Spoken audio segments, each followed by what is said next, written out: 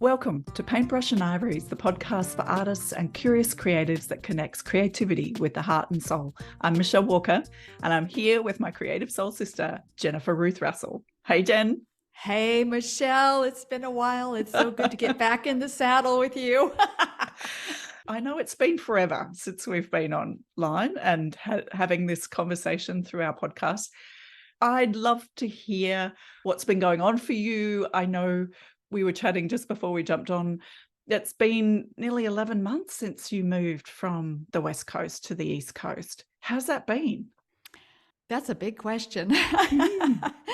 It's been good. It's taken a lot of time of adjustment because, as one of my friends just said to me, you didn't just leave one place to go to another. You left a place that was totally driven to a place that's totally on the other side of that spectrum. It's so mellow here, and there's just the spaciousness of life is large here. Let me just say it that way. And getting used to that has been huge. And it's also been wonderful. I mean, after I got over my hissy fits about the food being so strange, I've really been doing okay. What's wrong with deep fried? Deep fried is not so bad, but double deep fried? I don't know. Yeah, there's spectrums of lots of things, isn't there, that you've just traversed along, not just the expanse of your continent.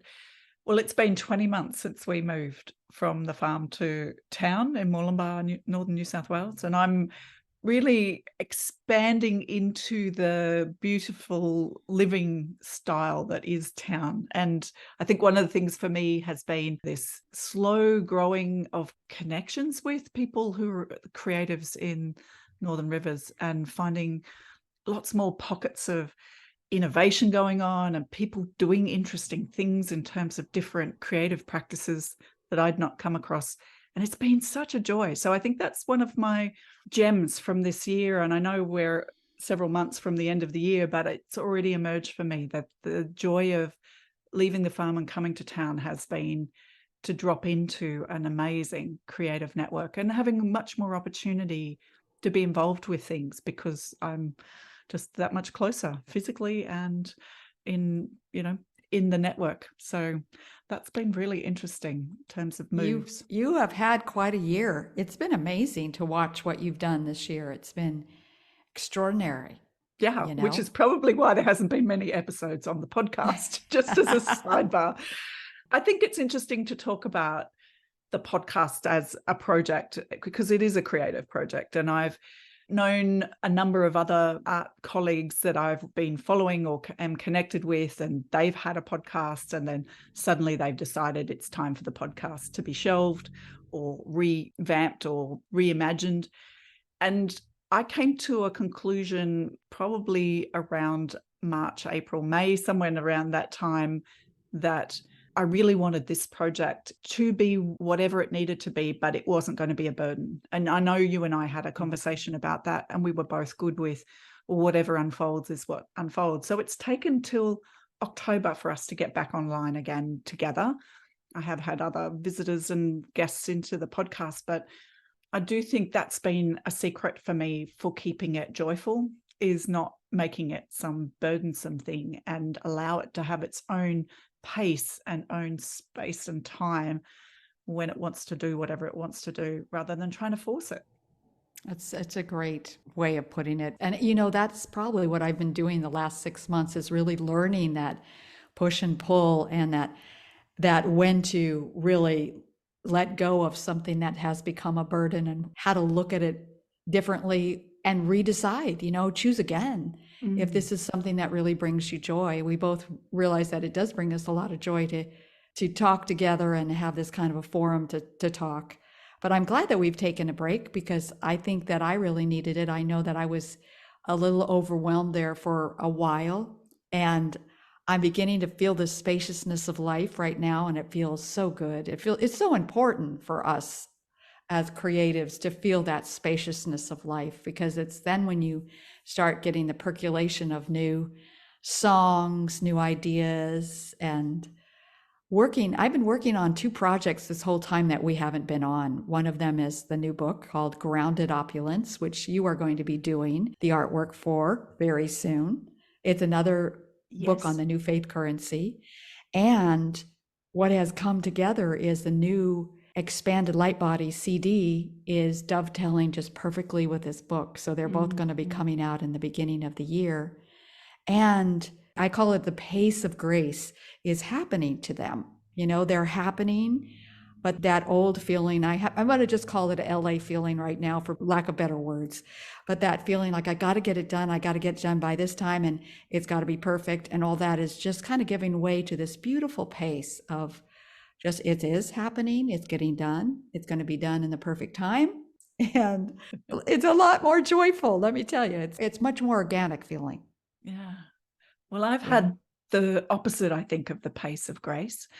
I've had the rev of grace. You know, I feel like I have been really on and being called to be on in a whole lot of different ways in all different creative realms of my life. And I'm just coming off the back end of it. And literally this week is the first week that I feel like I've had some expansion of time where I'm not on, where no one needs me to be standing in front of a group doing something, or I don't need myself to be. And despite having such a full dance card, it has been joyful. It has been a really fabulous time because I've put a lot of things in place. So one of my big creative projects just in the last 3 months has been getting my new jewelry studio, which is both a making and a teaching studio, set up and opening its doors. And I've run my first 3 workshops in there with students. And it's been such a wonderful experience. The more I'm in there, more I want to be in there. You know, it's one of those beautiful things. But in and around that has been a need to do some other work, some other projects, which have been very rewarding, very delightful in terms of their return to me, and challenging. So I've been stretched to deliver them. And I think that's one of the realities for me in the last couple of months, is that all these teaching and training workshops that I've been running, many of them have been brand new content, not content that I haven't experienced, but content I haven't taught. And so that's an extra stretch. Like, there's one thing about running a workshop and leading a group through a creative process. There's another thing to get all the prep and all the ducks lined up in the background so that you design a really good program to deliver. Mm-hmm. And then there's the question mark as you're delivering it. Is this going to work? Is this going to be responded to the way I imagine? Is it going to lead the students through a process that works for them in terms of obtaining the new skills? So that's been big. And on the whole, it's been enormously positive and successful. And I feel relieved that I've done all that, because it has been a lot of effort. And in the middle of all that has been other opportunities just drop on my lap that I can't say no to, like getting exhibition pieces together, because they've sort of come around and I've been successful in entries into festivals and art prizes. So that's been magic, but it's also been on the top of. So that's why I feel like I've just been asked to go hard these last few months, and I feel like I've met the challenge. You have. And this brings up a topic I want to talk about. But before we go there, you have gotten some beautiful awards, some beautiful opportunities have come to you because you just said yes. Yes. And tell us. Come on, tell us. Well, I want to say a big thank you. So I was lucky enough to win an award at the Ingenuity Sculpture Festival 2 weekends ago. And I want to say thank you to Christina Kumari, who is the beautiful artist, goldsmith, sculptor who lives in this part of the world, who sponsored an award for another woman artist. And I just love artists supporting artists. I think that's an incredible initiative. And that was within the realm of a beautifully run sculpture festival that Ellen Ferrier, who I was eternally grateful for her support to help me pull together something fairly quickly, because I had my sculptures that were accepted into the festival were little small sculptures, and I imagined them in my head. I definitely imagined them in an inside space.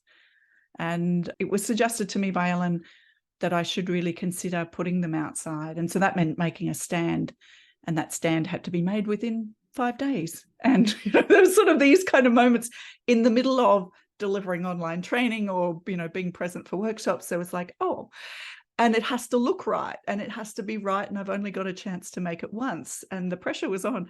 But how's this for a great bit of the universe provides? Having just found out that the work had been accepted, that I needed to make this stand. And I was driving up to my favorite place, Lamington National Park, to be a volunteer in their information centre for a couple of days. And on the side of the road was all this scrap timber. And I just pulled over and loaded up the back of my car with this scrap timber because it was kind of potentially perfect, although I wasn't sure exactly how I was making this stand. It was aged and it had all these really character-filled kind of marks on them, because I just couldn't in my mind imagining taking something straight out of a hardware store. And so it was just perfect. It ended up being the material I needed, of course. And this all happened within days of when I needed to make it. I think I picked those up on the Thursday and I made the stand on the Sunday, and we delivered the work a couple of days later, and it did really look good. So I felt through that somewhat challenging birthing of it, where the stand actually became a thing, and it did work well together. The feedback I got from Savara and Ellen, who are the coordinators of the Creative Mullumbimby initiative, were beautiful. And I felt really excited to have had the acknowledgement, but also very grateful for all those who took part, including Ian, my beloved, who got in there and helped me with, drop saws and then physically helped me, because yeah, it was a big joyous moment for that work, and for also realizing what a great community I'm a part of, and feeling really grateful for that. And can I tell you the name of the award? Yes. The Live Long and Prosper Award. So it was that idea of women who are, over 50 still creating, making great art. And I thought that was a gorgeous thing, and it so suited me. So I love that story. And it has a lot to do with what I want to talk about, because this place, I think, as we start to trust our artistry and trust what we're doing, I've been told so much this last few months to just not fret so much in mental turmoil before that. I've reached that place of maturity within myself and within what I'm doing, to trust it and to let myself show up. Mm-hmm. and everything will be provided. Just your example is so perfect. You don't need more than 5 days to get it together to win an award. And this new idea of like, it could be easy. It could be just graceful and easy. It doesn't have to be hard and arduous. And I've seen this happen to me more and more and more, that my job is to believe in myself and in what I'm doing, believe in my connection with Mother Mary, and show up. Yep. And I just had the most successful webinar I've ever had. I do it twice a year, but this one was called Money Miracles with Mother Mary. A lot of folks came, a lot of folks signed up, and I just felt that feeling of such peace, like I'm just doing what I do. I just showed up. I just, I did prepare myself, and I'm grateful that the preparation has been years in coming, really. Yeah. Right? And so is yours. Yeah. And here we are, we just show up to what's being called, what is reflecting as a yes in your soul. And I think the biggest change since our last podcast together for me has been this release of mental turmoil. Oh, I got to be on top of it. I hope that I have everything in place. It's almost like the need to control everything into a certain, you're making sure that all the ducks are in a row, and just being so I'm always a little bit overly prepared, and I overgive. And I think that this laying back and resting in what I know and what is being asked, and I always ask that question, what is mine to do? Yeah. And it's I always laugh at the response, because a lot of time it's just like, show up. Yep. Show up and do you. Yeah, exactly. Yeah. Exactly. It's not like you have to wow the world here. You just do what you do and show up. Yeah. And it's been really wonderful. I think the last podcast we also were on, I had started as a music director at the Unity of the Midlands, which was a great, wonderful thing, a gift from the universe to me and to Michael. I'm the musical director, and Michael's the leader of the band. And I know there's only two of us in the band most of the time. but but I love that he's a leader in the band, because so many times people come up, oh, we want to play with you. We want to do this. Hey, and I go talk to the leader of the band. So he's kind of like that protection for me, because I don't really have time to think about that. But I've taken on doing a choir, and I haven't done a choir for a while. And I found myself getting back in the groove of what it means to do a choir. And boy, it's been fun. It's been fun. And leaning into what I already know has been a big part of that. Yeah. And also getting used to the culture here, because it's so very different. And not everybody is trying to audition to be in the next movie or to get the greatest record deal, which there's no more record deals usually. Doesn't exist anymore. Yeah. Yeah. But, they just really want to get together to sing for their own enjoyment. Oh my God, what a concept. Yeah. What a wonderful idea. And then we have a performance coming up, and I think, oh my goodness, they're not ready. And then I realize they are ready. Yeah. This is enough for this situation. Yeah. Yeah. It doesn't require the perfection of Carnegie Hall. They're ready. They can do this. Yep. And what is this really about? What's mine to do? Show up, show them what I know. Yeah. Share the joy. That's such a wonderful learning for you to share in terms of the let go of the mental turmoil, because I feel like that takes up a lot of bandwidth. And in the past, for me, that probably has been an issue as well. And I think it comes from a good place. It comes from wanting to do a good job, wanting to be really prepared so that I can really give lots of value in whatever way that I'm giving. But we can give as much value without the turmoil. We can just take that little piece out, and it doesn't diminish it all. I feel like I'm still getting well prepared, and I went through something similar in that, because I was kind of literally on every week or every 10 days with something big, I had to prep from a long way out. I just had to trust that I was going to land in the right place. And I didn't do a lot of the mental turmoil, but I had to do a lot of juggling of balls, because if I'm running a workshop in 3 weeks with an online group, I've got to have sent them certain information, but I might be delivering an in-person workshop this weekend. And so I've got to have the equipment and the tools, and I've got to have communicated with that group as well. And I love what you're saying. And I think that part of it has settled into my bones as well.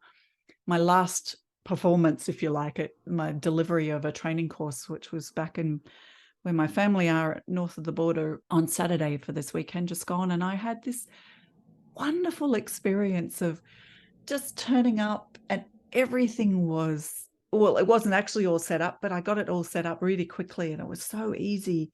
And someone said to me in the audience of one of my groups, I was running a 1-hour workshop throughout the day for this professional development conference, which was for teacher aides. And I got asked the question, doesn't the routine of doing it multiple times, isn't that a drag? And I was like, no, I love this content. I could do it till next week.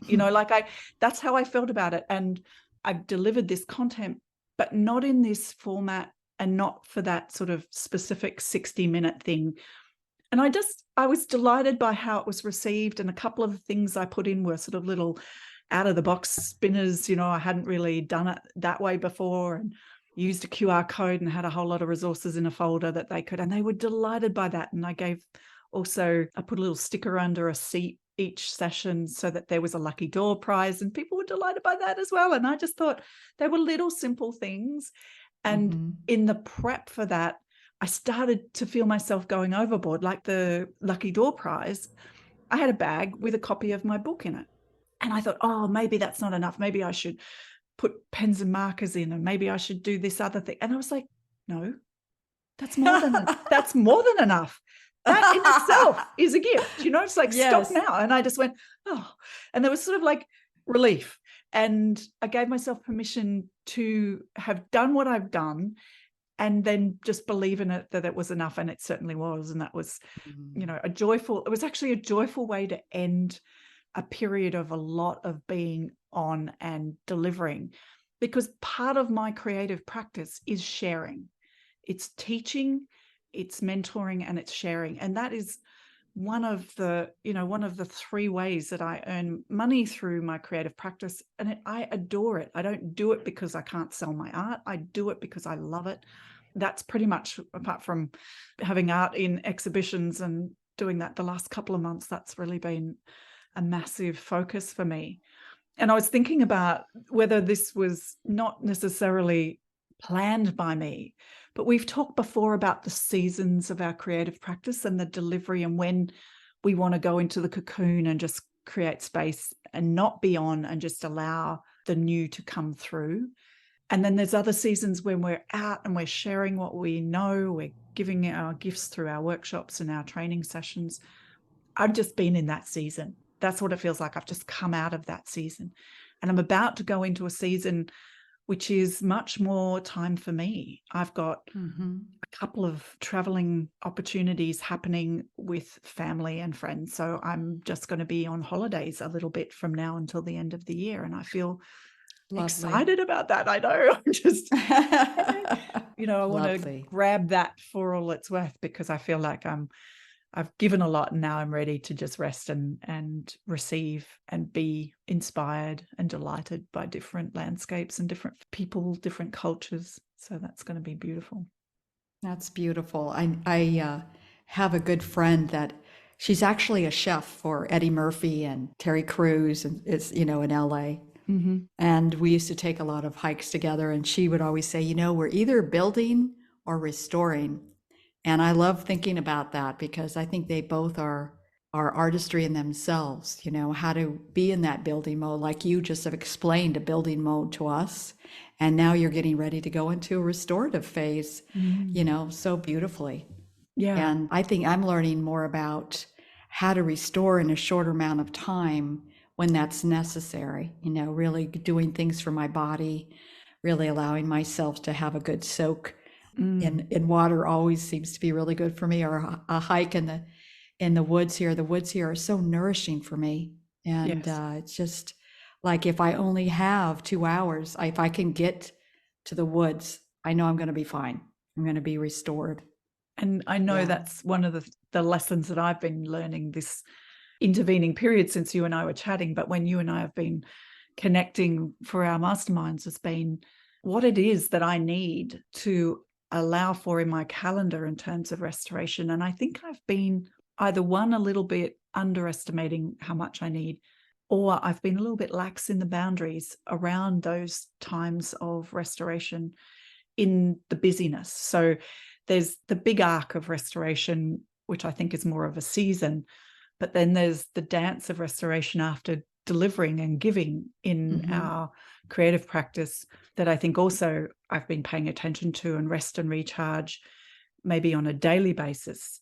I've just got back into my yoga in a big way as being part of that, but also organizing a couple of massages. They are so good for me, because I can get so in my head that a great massage and a great session on the mat can be the way that I get back to grounded. And I also, like you, have a love of nature, with just going down and seeing bird life along the creek when I walk the dog and noticing what birds are around. And that can also be beautiful.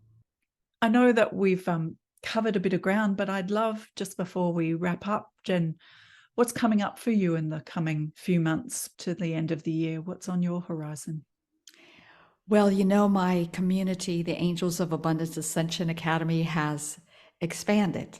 Yes. Which is wonderful. It's been part of an intention that I set back in June, and it has actually happened. I love that. And so I want to continue to nurture that which is mine to do, but also the completion of Expanded Light Body album, which are 12 songs on our fifth dimensional chakras, and to finish the book. And the biggest thing that I am focused on right now is getting foreign rights to my books.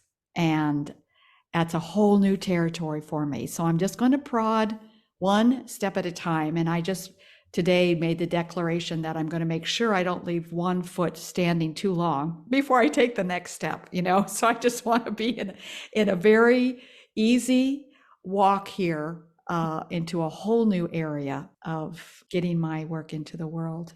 And I'm just feeling so blessed because my last book, Opulence and Fusion, and the CD Opulence that came out with it have been doing really well. I am just That's so brilliant. encouraged by that. So Yeah. I would say for me personally, I just have to keep focused, keep believing in myself and my work and my connection with the divine, and just keep moving forward in this easy pace of life. That's my desire. I'm looking forward to all of it Yeah. and to play more. Yep. So so I've got like 4 days to play here coming up, and I'm just like, wow, that feels like a whole lot. And I'm really looking forward to it. Yeah. How about you? Well, I've got just this beautiful excitement of doing some play on a travel scale. So we're going to be playing in Japan. I'm going to be playing up on the Great Barrier Reef, and we're going to be playing with family over in New Zealand. So that's my coming 3 months. Is really feels like a massive reward, and it feels like a really lovely way to end the year and to round off, because I feel I've done a lot this year. There's been a lot of steps forward in what I've wanted to achieve, and I want to have the space to get distant from it, to be able to look back on it and really harvest what has come out of it. And that for me is really important, that I don't rush forward and keep sort of efforting, because I think that there are things just with that exhibition that I did with Jude, which I've talked to you about. Jude and I have done some reflecting on, between that and the work that I've done recently for Ingenuity and the Byron Art Magazine Prize. There's beautiful things to be harvested from that, and also harvesting from my teaching new courses. I am excited to say that I've planned the first 6 months of next year, and all my jewelry workshops for those who are in Northern Rivers, dropping a little plug in there. If you thought you wanted to do jewelry making with me, I've got my workshops up and running, and I'm so excited about them, like already. And I'm not hurrying towards them. I just know they're there, and they're like gems on the horizon that I'll be moving towards, and they'll come in their own good time. But that does fill me with utter joy, and Yes. I'm so Yes. grateful. I'm so grateful for the studio space that I've got. That has been a gift from the universe, something I've dreamt about, and it's a reality. So I'm so happy for you. I just like get girly giggly about it when I think of it. I can't wait to get in there more myself. I've got so many ideas of making that I want. So that's probably not so much teaching, but a bit of holiday resting, spending time with my beloved, who's been busy and working alongside me, but we haven't had a lot of together time, that to sort of create this 3 months to do a lot more of that. And then just a bit of creative play with no obligations and no destiny in mind. Beautiful. Yeah. So I think that's a beautiful thing for both of us. So thank you, Jen, for joining me this morning and checking in with me and allowing me to find out what's happening in your world. My joy. It's been wonderful to be here. You know what? I have just to say this at the end. Sometimes, social media can be such a bother, but this morning I just needed to just get out of my own world. And I love the fascinating visuals and the music and the dance that we're seeing from around the world that are coming to us, to just get us out of our usual mode. And I saw something this morning that made me think of you. There was a 5-year-old sitting at the side of a table, and somebody on the camera side was just making a scribble and then turning it around to face her. And then she just filled in the scribble. Like she just made this whole beautiful creation out of a scribble. It was just so much fun. And I kind of feel that's what we're doing. Taking the scribble given to us and creating beauty. So much fun. Thank you, Michelle. It's been wonderful. Thank you, Jen. And thanks everyone for listening. Sending you lots of love. Until next time. Bye for now. Bye-bye.